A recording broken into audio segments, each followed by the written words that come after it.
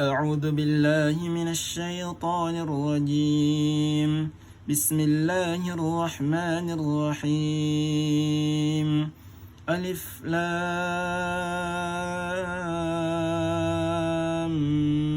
ميم.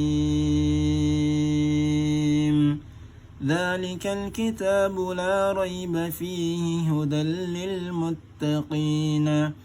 الذين يؤمنون بالغيب ويقيمون الصلاة ومما رزقناهم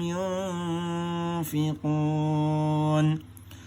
والذين يؤمنون بما أنزل إليك وما أنزل من قبلك وبالآخرة هم يوقنون أولئك على هدى من ربهم وأولئك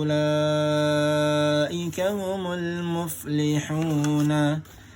إن الذين كفروا سواء عليهم أنذرتهم أم لم تنذرهم لا يؤمنون ختم الله على قلوبهم وعلى سمعهم وعلى أبصارهم غشاوة ولهم عذاب عظيم